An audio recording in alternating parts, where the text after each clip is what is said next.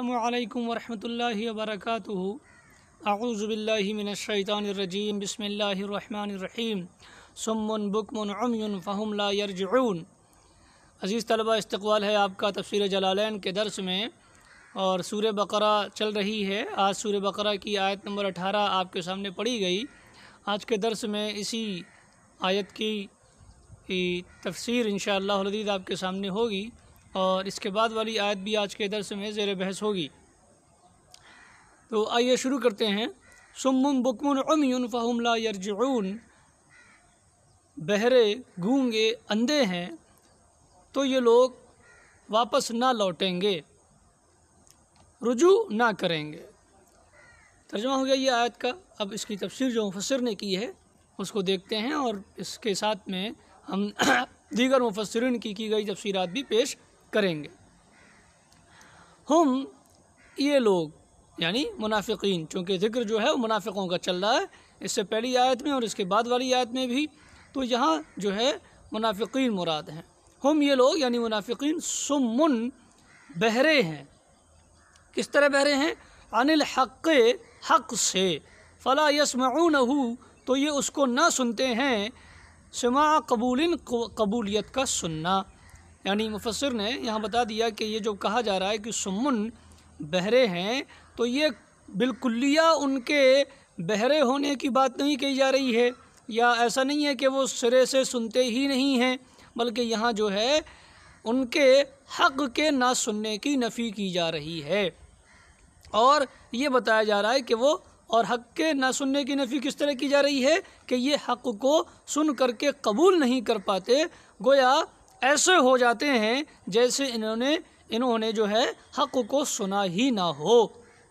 تو یہ لوگ بہرے ہیں حق سے، اس کو نہیں سنتے ہیں، قبولیت کا سننا، یعنی ایسا نہیں ہے کہ انہیں سرے سے آواز ہی نہیں آتی ہے، انہیں آواز تو جاتی ہے، لیکن یہ اس بات کو، حق کی اس بات کو سمجھتے نہیں ہیں اور اس کو قبول نہیں کرتے، اس کے مطابق عمل نہیں کرتے، ایسے بنے رہتے ہیں جیسے انہوں نے اس بات کو سنا ہی نہ ہو، گویا گونگے ہوں۔ اللہ رب العالمین نے قرآن مجید میں جو ہے اسی طرح کی بات دیگر مقامات پر بھی بیان فرمایا کہ وَمَثَلُ الَّذِينَ كَفَرُوا كَمَثَلِ الَّذِي يَنْعِقُ مَا لَا يَسْمَعُ إِلَّا دُعَاءً وَنِدَاءً صُمٌّ بُكْمٌ عُمْيٌ فَهُمْ لَا يَعْقِلُونَ، کہ کافروں کی مثال اس آدمی کی طرح ہے جو کسی چوپائے کو آواز دے رہا ہو۔ کس کو آواز دے رہا ہو؟ چوپائے کو۔ تو وہ چوپایا جو ہے وہ ایک صرف پکار اور ایک آواز سنتا ہے، لیکن اس پکار اور اس آواز کا کوئی مفہوم اس چوپائے کو سمجھ میں نہیں آتا۔ ایسے ہی یہ لوگ ہیں کہ یہ حق بات ان کے کانوں میں پڑتی تو ہے، یہ اس کو سمجھتے، یہ سنتے تو ہیں اس کو، لیکن یہ اس کو سمجھنے یا اس کو قبول کرنے کی کوشش نہیں کرتے اور اسے قبول نہیں کرتے۔ تو گویا کہ یہ ایسے ہیں جیسے اس بات کو سن ہی نہیں رہے ہیں، گونگے ہو گئے ہیں، بہرے ہو گئے ہیں۔ تو یہ کیا ہیں؟ حق کو سننے اور اس کو قبول کرنے سے بہرے ہیں۔ ایسے فرمایا کہ لَهُمْ قُلُوبٌ لَا يَفْقَهُونَ بِهَا، ان کے دل ہیں جس سے وہ سمجھتے نہیں ہیں، وَلَهُمْ أَعْيُنٌ لَا يُبْصِرُونَ بِهَا، ان کی نگاہیں ہیں جن سے وہ دیکھتے نہیں ہیں، اور وَلَهُمْ آذَانٌ لَا يَسْمَعُونَ بِهَا، کان ہیں ان کے لیکن ان سے سنتے نہیں ہیں۔ کیسے ہیں؟ أُولَٰئِكَ كَالْأَنْعَامِ بَلْ هُمْ أَضَلُّ، یہ لوگ کیا ہیں؟ چوپایوں کی طرح، بلکہ ان سے بھی گئے گزرے ہیں۔ تو مطلب کیا ہے؟ سرے سے ان کے نہ سننے کا انکار نہیں ہے، اس بات کو بتانا ہے کہ یہ سنتے ہیں لیکن اس بات کو سمجھنے اور اس حق بات کو قبول کرنے کی صلاحیت سے یہ لوگ عاری ہیں اور اسے قبول نہیں کرتے، گویا ایسے ہیں جیسے اس بات کو سن ہی نہیں رہے ہیں، گونگے ہیں۔ تو یہاں جو ہے ان کے گونگے ہونے کی بات جو کہی جا رہی ہے، یہ بالکلیہ نہیں کہی جا رہی ہے، بلکہ اس ناحیے سے کہ یہ حق بات جو ہے وہ نہیں سن پاتے اور حق بات کو قبول نہیں کر پاتے، ایسے ہو جاتے ہیں جیسے بہرے ہوں اور سنتے نہ ہوں۔ بکمن، گونگے ہیں، بکمن، گونگے ہیں۔ بکم کسے کہتے ہیں؟ علامہ قرطبی رحمہ اللہ فرماتے ہیں کہ ابکم کہتے ہیں ایسے آدمی کو جو نہ کچھ بولتا ہو اور نہ کچھ سمجھتا ہو، گونگا ہو اور کچھ سمجھتا بھی نہ ہو، اسے ابکم کہتے ہیں۔ اور اخرس کہتے ہیں ایسے آدمی کو جو بولتا تو نہ ہو لیکن سمجھتا ہو، اور کہتے ہیں کہ یہ لغوی طور پر فرق ہے، لیکن بعض لوگوں نے کہا ہے کہ ابکم اور اخرس کے درمیان کوئی فرق نہیں۔ بہرحال ابکم کا لفظ استعمال ہوا، بکمن کا لفظ یہاں استعمال ہوا، جس کا معنی یہ ہے کہ یہ جو کچھ بول بھی نہ پائے اور کچھ سمجھ بھی نہ پائے۔ تو بکمن گونگے ہیں، خرسن عن الخیر کس طرح گونگے ہیں؟ خرسن عن الخیر بھلی بات بولنے سے گونگے ہیں، یہ بھلی بات نہیں بول پاتے۔ بھلی بات کیا ہے؟ بھلائی کی جو بنیاد ہے، جو جڑ ہے، وہ کیا ہے؟ کلمہ توحید و رسالت کا اقرار، یہ سب سے بڑی بھلی بات ہے، اور دیگر تمام بھلائیاں اسی کی فروعات ہیں۔ تو یہ نہ تو جو بنیادی بھلی بات ہے کلمہ توحید و رسالت اس کو بول پاتے ہیں، اور نہ ان سے اس کلمہ توحید و رسالت سے متفرع دوسری اور بھلی باتوں کو یہ بول پاتے ہیں۔ تو بھلی بات بولنے میں یہ لوگ کیا ہیں؟ گونگے ہیں۔ فلا یقولونہ، تو یہ اس کو نہیں کہتے ہیں، بھلی بات نہیں کہہ پاتے ہیں، گونگے ہیں بھلی بات بولنے میں۔ اور بھلی بات ہم نے کیا بتایا آپ کو کہ سب سے بڑی بات کیا ہے؟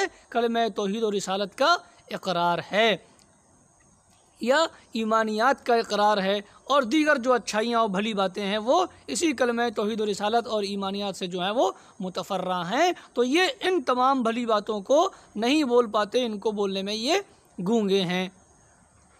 عمیٌ اندھے ہیں، عن طریق الہدی ہدایت کے راستے سے، فلا یرونہ، تو یہ اس کو دیکھ نہیں پاتے ہیں۔ ایسا نہیں ہے کہ انہیں کچھ نظر نہیں آتا، انہیں نظر آتا ہے، قوت بینائی جو ہے وہ ان کے پاس ہے، لیکن ہدایت کے راستے کو یہ نہیں دیکھ پاتے کہ اس پر چلیں اور ہدایت کے راستے پر گامزن ہو جائیں، بلکہ یہ لوگ کیا ہیں؟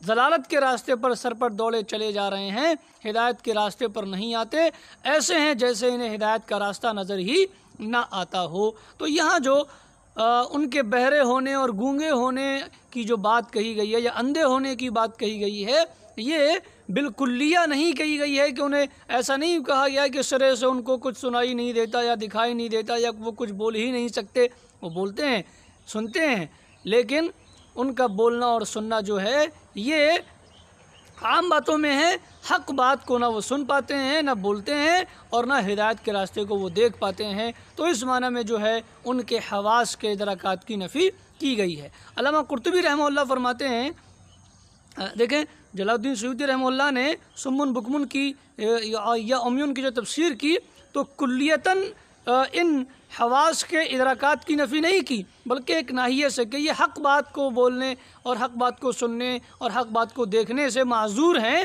اس اعتبار سے انہوں نے جو ہے یہ جو ہے سماع کی نفی کی ہے، یا بولنے کی نفی کی ہے، یا جو ہے ان کے دیکھنے کی نفی کی ہے، ایک اعتبار سے، بالکلیہ نہیں کی ہے۔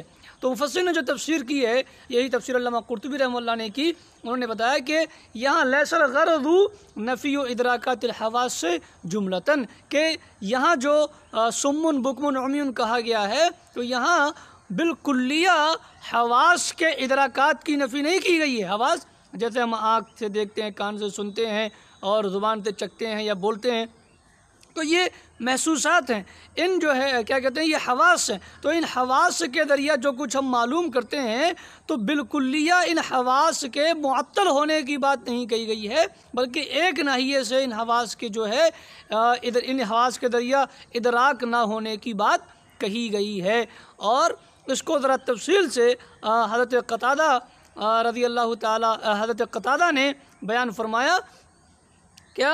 حضرت قتادہ جو ہے اس کی تفسیر میں فرماتے ہیں کہ سمن عن استماع الحق، یہ لوگ بہرے ہیں حق سننے سے، بکمن عن التکلم بہ، اور گونگے ہیں حق بات بولنے سے، عمیون عن الابصار لہ، اور اندھے ہیں حق بات اور حق کے راستے کو دیکھنے سے۔ تو جو تفسیر مفسر نے یہاں کی ہے، یہی تفسیر جو ہے حضرت قتادہ نے کی ہے، یا یہ کہیے کہ جو تفسیر حضرت قتادہ نے کی ہے وہی تفسیر مفسر رحمہ اللہ نے اختیار کی ہے اور یہاں لکھی ہے، اور یہی بات جو ہے وہ درست محسوس ہوتی ہے قرآن کہ یہ جو ہے یہاں پر بالکلیہ ان کے بہرے ہونے یا اندھے ہونے یا گونگے ہونے کی بات نہیں کہی گئی ہے، بلکہ اس ناحیے سے کہ وہ حق بات کو نہیں سن سکتے، حق بات کو نہیں بولتے اور حق بات نہیں دیکھتے، اس ناحیے سے ان کے بہرے گونگے اور اندھے ہونے کی بات کہی گئی ہے۔ اور اس کی تائید جو ہے، اس مفہوم کی تائید جو ہے وہ قرآن مجید سے بھی ہوتی ہے۔ قرآن مجید میں فرمایا گیا سورہ حج میں فَإِنَّهَا لَا تَعْمَى الْأَبْصَارُ وَلَكِنْ تَعْمَى الْقُلُوبُ الَّتِي فِي الصُّدُورِ کہ یہ آنکھوں سے اندھے نہیں ہیں، یعنی انہیں نظر آتا ہے، یہ لوگ دلوں کے اندھے ہیں جو دل سینوں میں ہوتے ہیں۔ تو معنی کیا ہے؟ نفی جو ہے ان کی ظاہری بینائی کی نہیں ہے، یا بالکلیہ ان کے دیکھنے کی نفی نہیں ہے، بلکہ انہیں حق نہ دیکھ پانے، حق نہ سمجھ پانے کی جو ہے وہ نفی کی جا رہی ہے۔ تو فرمایا کہ یہ آنکھوں کے اندھے نہیں ہیں بلکہ دلوں کے اندھے ہیں، ان کی جو ہے آنکھوں میں دیکھنے کی طاقت تو ہے لیکن جو ہے دل جو ہے محروم ہے اس بات سے کہ ہدایت کے راستے کو جو یہ دیکھتے ہیں اس پر یہ چل سکیں۔ تو باطنی بصارت سے یہ محروم ہیں، ظاہری بصارت گو انہیں حاصل ہے۔ فَهُمْ لَا يَرْجِعُونَ تو یہ لوگ نہیں لوٹیں گے یا نہیں لوٹتے ہیں، نہیں لوٹیں گے۔ اللہ رب العالمین کو چونکہ علم تھا ان کی حرکات اور ان کے اعمال و بدکرداریوں کی وجہ سے، اللہ رب العالمین کو علم تھا کہ یہ جو ہے واپس پلٹ کر کے نہیں آئیں گے۔ یہ کہ اللہ رب العالمین تو چونکہ پہلے ہی تقدیر سب لوگوں کی لکھ چکا ہے، اس لیے اسے پہلے سے ہی لوگوں کے بارے میں علم ہے کہ کون کیا کرے گا اور کس طرح سے رہے گا۔ تو اللہ نے فرمایا کہ فَهُمْ لَا يَرْجِعُونَ تو یہ لوگ رجوع نہ کریں گے، لوٹیں گے نہیں عن الضلالۃ گمراہی سے۔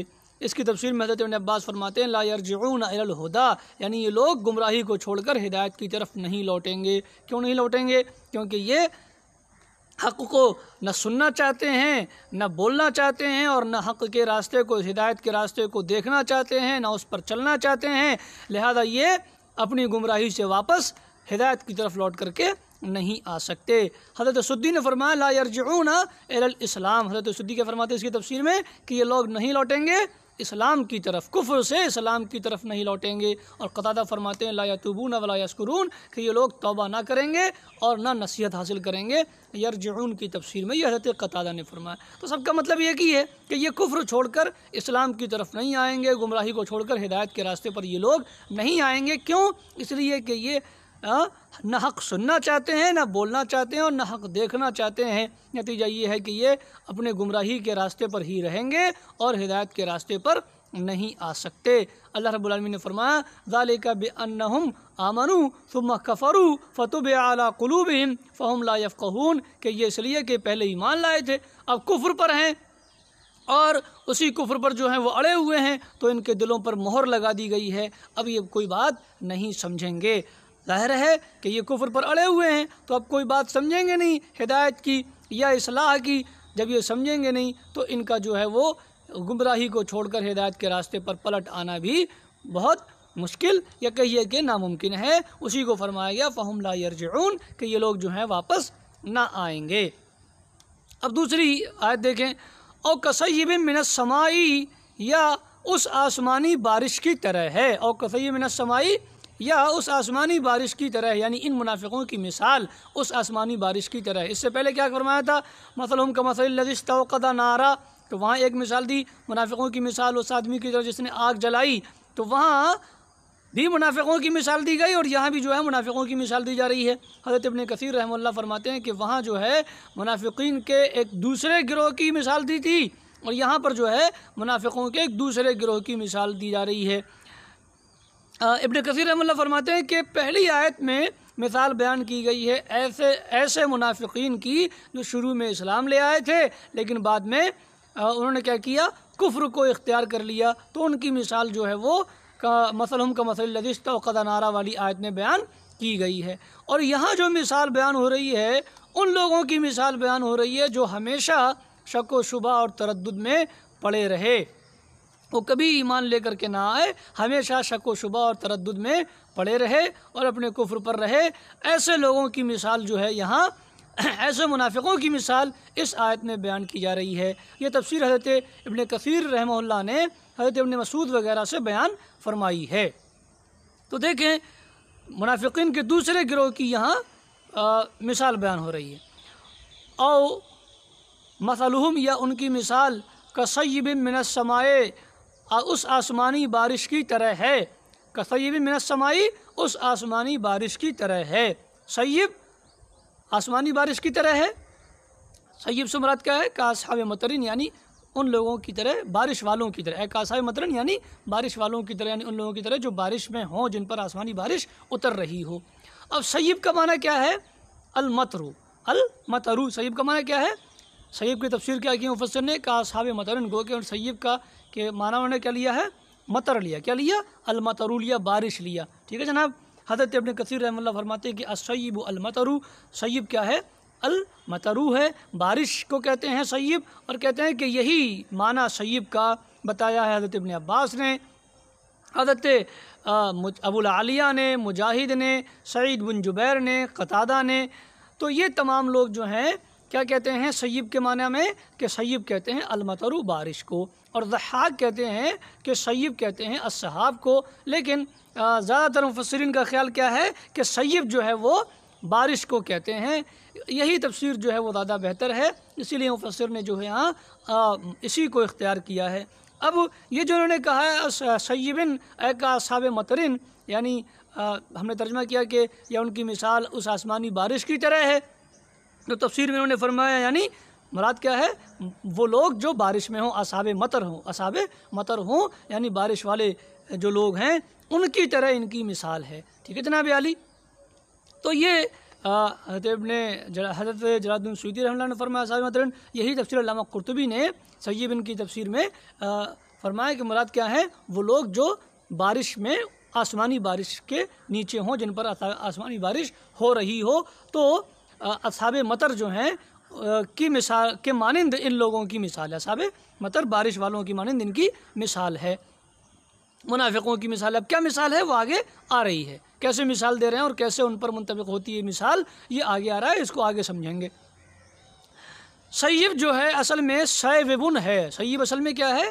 سیبن ہے، سابا یسوبو سے، سیبن ہے سابا یسوبو سے، سیب جو سیب لفظ ہے یہ سیبن ہے، یہ صفت مشبہ ہے فاعل کے وزن پر، کس کے وزن پر؟ فاعل کے وزن پر صفت مشبہ ہے۔ اب تعلیل کا قاعدہ یہ ہے کہ واو اور یا غیر مبدل غیر ملحق میں جمع ہوں، یعنی وہ واو جو کسی کے بدلے میں نہ آیا ہو، اصلی ہو، اور اب واو غیر ملحقہ میں ہو، ٹھیک ہے، تو واو اور یا غیر مبدل غیر ملحق میں جمع ہوں اور پہلا ساکن ہو تو واو کو یا سے بدل کر یا میں مدغم کر دیتے ہیں۔ تو دیکھیں سیبن واو اور یا ایک کلمے میں جمع ہیں، پہلا ساکن ہے تو واو کو یا سے بدل کر یا میں مدغم کر دیا تو کیا ہو گیا؟ سیبن ہو گیا۔ اسی طرح تعلیل ہوتی ہے سیدن کی، میتن کی، حین کی، لین وغیرہ کی، امید ہے کہ آپ کو تعلیل سمجھ میں آئی ہوگی۔ تو اور مثلہم کسیب من السماء، یا اس آسمانی بارش کی طرح ہے، اے کا اصحاب مطرن یعنی اصحاب مطر کی طرح جو اس بارش کے نیچے لوگ ہوں جن پر وہ بارش ہو رہی ہو۔ اور کسیب من السماء، یا اس آسمانی بارش کی طرح ہے، آسمان سے مراد کیا ہے؟ بادل، کیونکہ بارش جو ہے وہ بادلوں سے ہوتی ہے۔ فی ظلمات، جس میں کیا ہوں؟ تاریکیاں ہوتی ہیں، یعنی مراد بادل، جس بادل میں کیا ہوتی ہیں؟ جس بادل سے وہ بارش ہو رہی ہے جس میں کیا ہوتی ہے؟ تاریکیاں ہوتی ہیں۔ ظلمات تاریکیاں ہوں، متکاثفۃ گھٹا ٹوپ تہ بتہ، ورعد اور گرج ہے۔ فی ظلمات جس میں تاریکیاں ہوتی ہیں، اور کثیر من السماء، یا اس آسمانی بارش کی طرح ہیں جس میں تاریکیاں ہوتی ہیں، یعنی جس کے بادل میں تاریکیاں ہوتی ہیں۔ ورعد اور گرج ہوتی ہے۔ رعد کیا ہے؟ هو الملک الموکل بہ، وہ فرشتہ ہے جس کے سپرد بادل کر دیے گئے ہیں۔ تو رعد سے مراد کیا ہے؟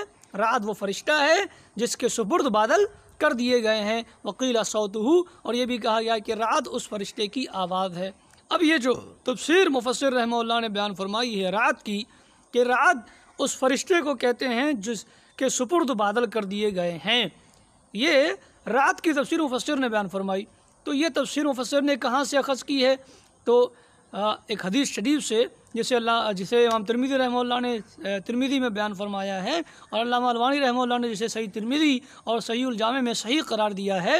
حدیث اس طرح ہے کہ حضرت ابن عباس رضی اللہ تعالیٰ عنہ بیان فرماتے ہیں کہ یہود رسول اللہ صلی اللہ علیہ وسلم کے پاس آئے اور انہوں نے کہا، پوچھا آپ سے سوالات کیے، تو سوال کیا کہ اللہ کے رسول صلی اللہ علیہ وسلم آپ یہ بتائیے کہ رعد کیا ہے؟ تو آپ نے فرمایا ملک من الملائکہ، اور ملکم من الملائکہ، ملکم من الملائکہ الموکل بالسحابی، فرشتہ ہے رعد جو ہے وہ ایک فرشتوں میں سے ایک فرشتہ ہے جس کے سپرد کر دیے گئے ہیں بادل، سمجھ رہے ہیں نا، ماہ مخاریق من نار، جس کے ساتھ آگ کے ہتھوڑے ہوتے ہیں، وہ ان بادلوں کو جہاں چاہتا ہے جہاں اللہ رب العالمین چاہتا ہے وہ فرشتہ ان بادلوں کو ہانک کر کے لے جاتا ہے۔ پھر انہوں نے پوچھا کہ یہ آواز کیا ہے جسے ہم سنتے ہیں؟ تو آپ نے فرمایا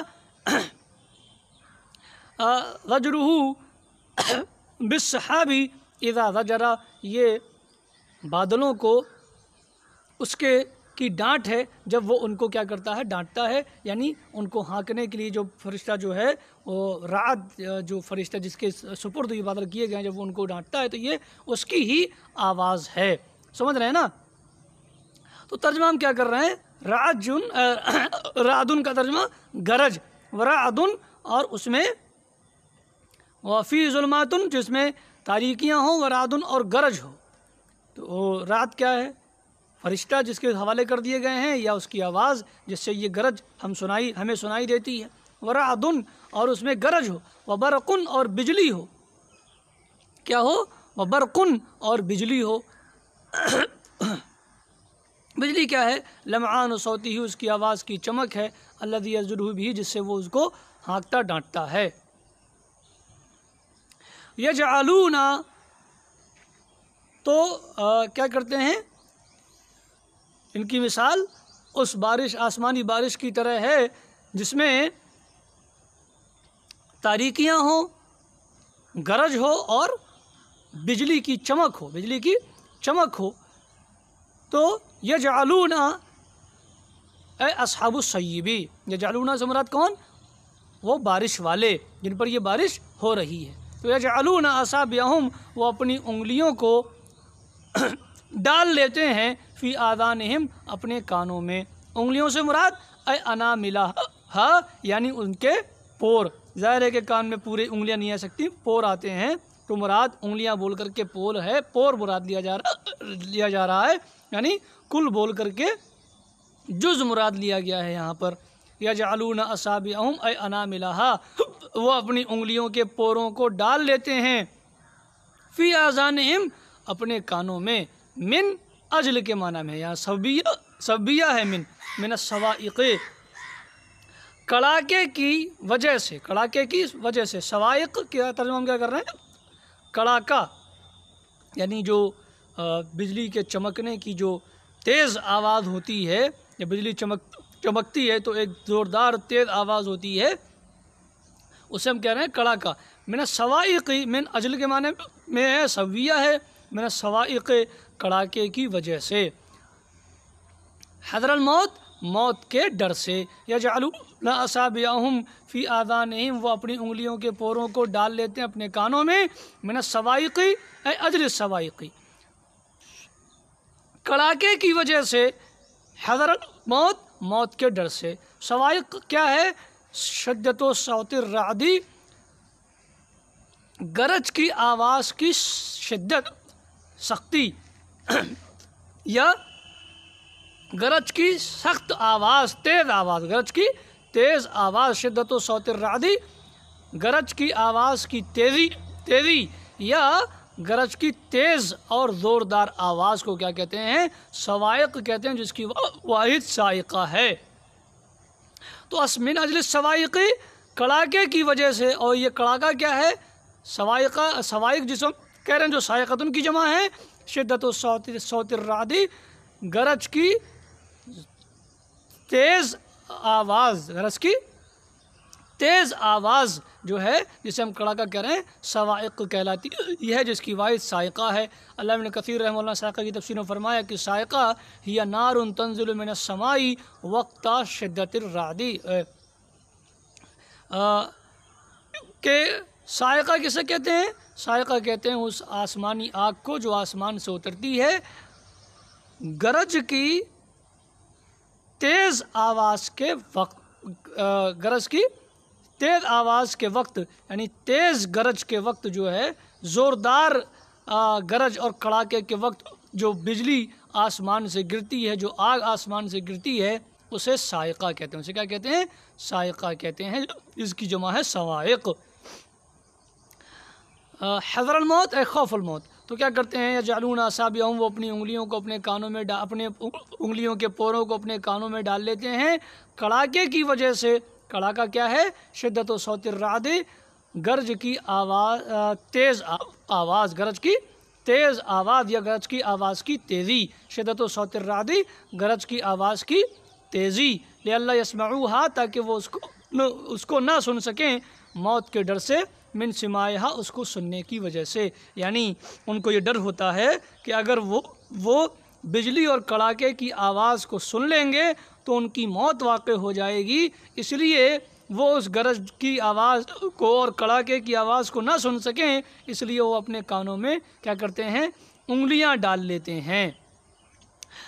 اب یہ مثال دی گئی ہے منافقوں کی. اب یہ کیسے ان کی مثال ہے اس کو بتا رہے ہیں. اب یہاں دیکھیں کہ یہاں پر کیا کیا گیا، یہ بتایا گیا کہ منافقین جو ہیں یہ ڈر کی وجہ سے ایسا کرتے ہیں، اس کو اپنے کانوں میں انگلیاں ڈال لیتے ہیں تاکہ وہ سن نہ سکیں اس کڑک کو، گرج کو. کہیں ایسا نہ ہو کہ اس کڑک اور گرج کی وجہ سے ان کی موت ہو جائے، تو اس ڈر سے وہ اپنی انگلیاں ڈال لیتے ہیں. یہ بتایا جا رہا ہے کہ منافقین جو ہیں یہ ڈرپوک اور بزدل ہوتے ہیں.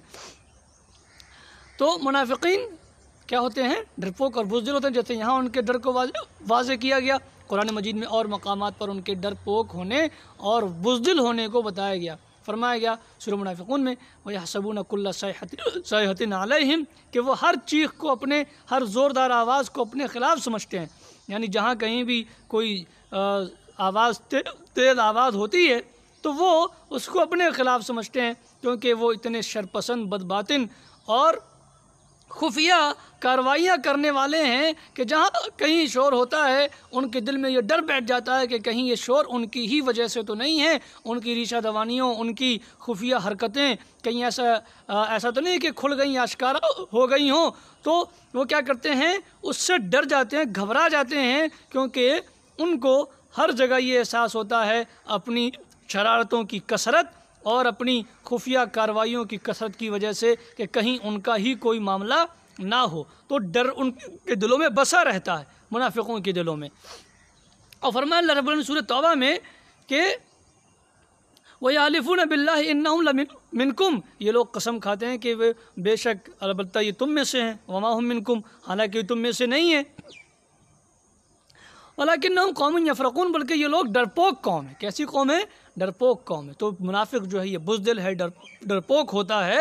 تو یہ چونکہ ڈرپوک ہیں لہذا یہ کیا کرتے ہیں؟ اپنے کانوں میں انگلیاں ڈال لیتے ہیں کہ کہیں یہ جو ہیں موت کا شکار نہ ہو جائیں. اب یہ جو مثال دی گئی ہے ان کی وہ کس طرح سے ہے، موت کے شکار ہونے سے کیا مراد ہے، اس کو مفسر نے آگے بیان فرمایا. کذالک ہؤلاء، یہی اسی طرح یہ لوگ ہیں، اذا نزل القرآن، وہ جب قرآن نازل ہوتا ہے، وفیہ ذکر الکفر، اور اس میں کفر کا ذکر ہوتا ہے، جس کو تشبیہ دی گئی ہے ظلمات سے، جس کو تشبیہ دی گئی ہے ظلمات سے.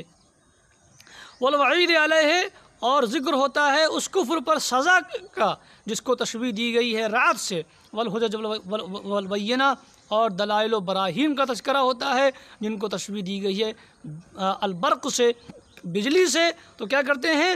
جب قرآن نازل ہوتا ہے جس میں کفر کا بیان ہوتا ہے اور کفر پر وعید کا بیان ہوتا ہے، کفر کے خلاف حجج و براہین کا بیان ہوتا ہے، جس میں کفر کو تشبیہ دی گئی ظلمات سے اور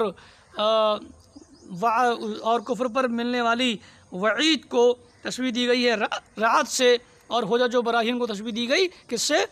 برق سے. تو جب قرآن مجید میں کفر کا ذکر ہوتا ہے اور اس پر وعید کا ذکر ہوتا ہے اور ذکر ہوتا ہے حجج و براہین کا، تو یہ لوگ اپنے کانوں میں انگلیاں ڈال لیتے ہیں لئلا یسمعوہ، تاکہ اس کو سن نہ سکیں.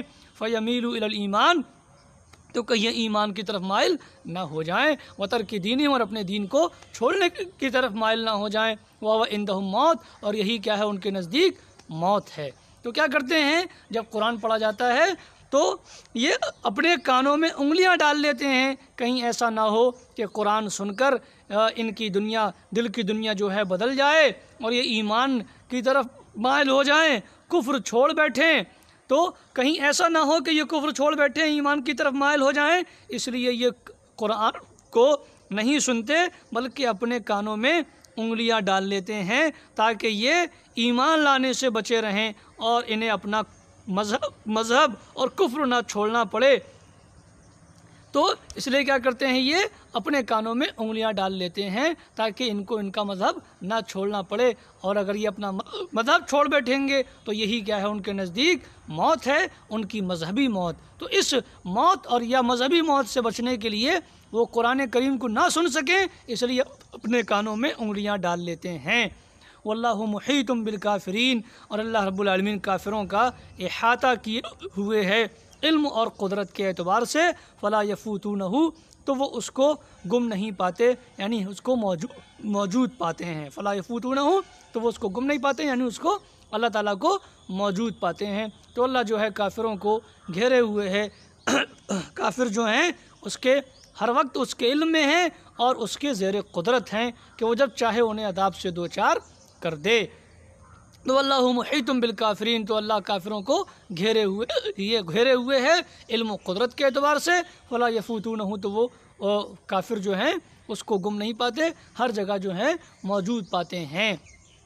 تو یہ جو ہے یہاں پر منافقوں کی مثال بیان کی گئی کہ یہ منافق جو ہیں قرآن مجید کو سننا نہیں چاہتے، جیسے بارش میں موجود لوگ جو ہیں وہ کڑاکے کی آواز، گرج کی آواز کو نہ سن سکیں کہ کہیں ان کی موت نہ ہو جائے، اس لیے وہ اپنے کانوں میں انگلیاں ڈال لیتے ہیں۔ ایسے ہی یہ لوگ منافقین قرآن نہ سن سکیں، اس لیے اپنے کانوں میں انگلیاں ڈال لیتے ہیں کہ کہیں یہ قرآن سن کر ایمان نہ لے آئیں اور اپنی مذہبی موت میں مبتلا نہ ہو جائیں، جو ان کے نزدیک ان کا کفر کو چھوڑ دینا ان کی مذہبی موت تھی، ان کے لیے موت تھا، مر جانا تھا ان کے لیے، ان کا دین کا چھوڑ دینا، تو یہ اس موت میں مبتلا نہ ہو جائیں، اس لیے قرآن کو نہیں سنتے تھے۔ یہ جو ہے منافقین کا ایک وتیرہ جو ہے یہاں بیان کیا گیا، ان کی مثال بیان کی گئی۔ آج کے درس میں اتنا ہی، پھر انشاءاللہ العزیز اللہ سے دعا ہے جو باتیں کہی گئی ہیں ان کو سمجھنے کی توفیق عطا فرما، آمین۔ السلام علیکم ورحمۃ اللہ وبرکاتہ۔